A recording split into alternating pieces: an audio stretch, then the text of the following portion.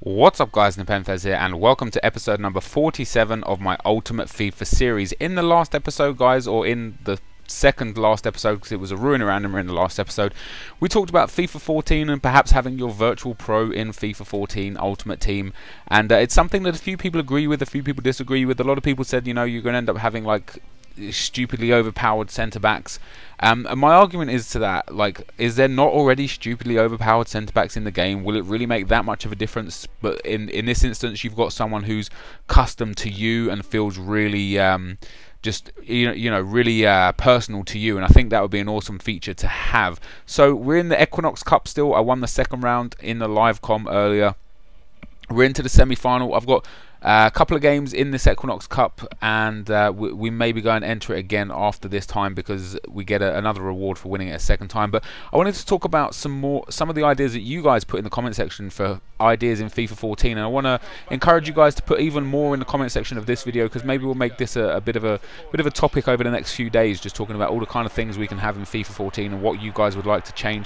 And maybe I know EA representatives watch my videos, so maybe they'll listen to a few ideas here or there, and maybe they'll pick up on some good ideas that they could potentially use for FIFA 14 or FIFA 15. And I pick these ideas out of the comment section. If I remember, I'll put the comment specifically on the screen as I talk about it. If I don't, I will mention the person that talked about the comment. I realise a lot of people say the same sort of thing, so if I pick somebody else's comment and they said the same thing as you, then it's nothing personal against you or anything. It's just the way it is. So the first thing I want to talk about is FD Conning says you should have a place in your club where you can see every player that you've ever played with the statistics, so you can see who is the best player for your club, and they should give keepers games without goals instead of goals.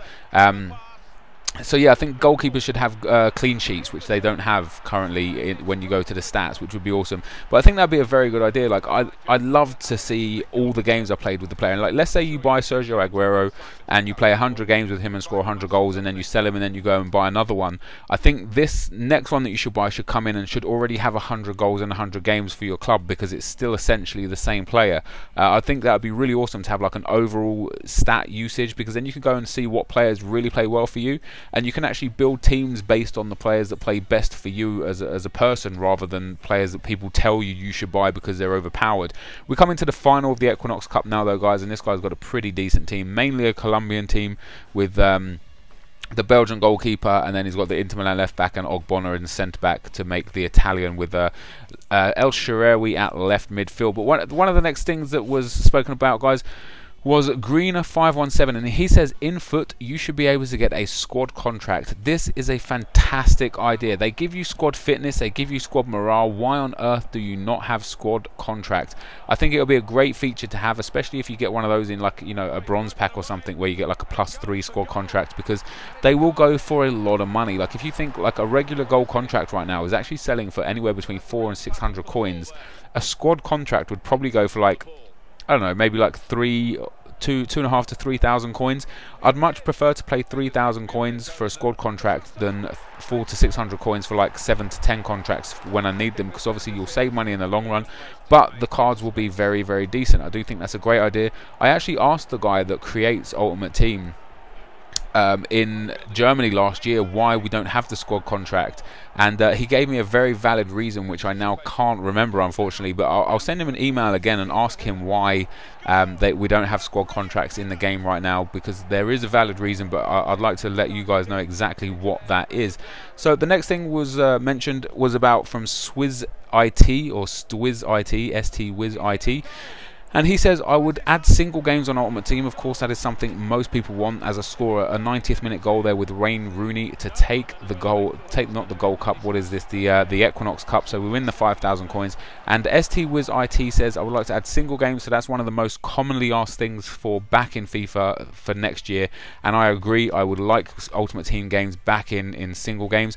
But he also asked for bronze and silver divisions, and I thought this would be an awesome idea, because right now if you go into Division 1 with a bronze team, you're going to come up against really, really good gold teams, or very, very high rated teams, or very overpowered teams, and they give you a bronze cup and a silver cup, so why not give you a bronze and silver division? It might encourage a lot more people to build the bronze and silver teams.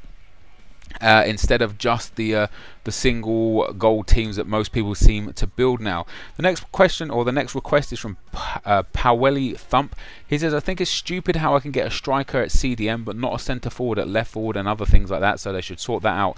This is a very, very good idea. If you actually look on cards, guys, if you go in game, if you click on the player and go to their information section, it tells you positions that they can currently play. For example, Podolski can play left wing, left mid, centre forward and striker. He has those as like his preferred positions. So why can't Podolski move to all of those positions in Ultimate Team rather than being able to move to left wing, left forward or left midfield only? Or that's his inform card, but his regular card is a centre forward, so he can go striker, centre forward, cam, centre midfield, central defensive midfield.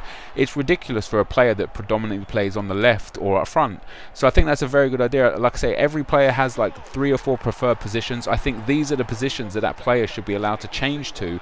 Obviously it will cost a hell of a lot to change, say, a left wing to a striker, because you're going to think Ronaldo is going to get changed there time and time again, left wing to striker, and it should be an expensive card, but it would definitely be a great feature to have. So we're going to the game again, guys, into the first round this time, and Wayne Rooney scores a hat-trick, or win the game 3-1 and go through to the next round. So this is the end of the episode. If you did enjoy this, be sure to leave a like, rating, comment and subscribe to my channel if you haven't already. As always, thank you very much for watching, and I will see you next time. Cheers.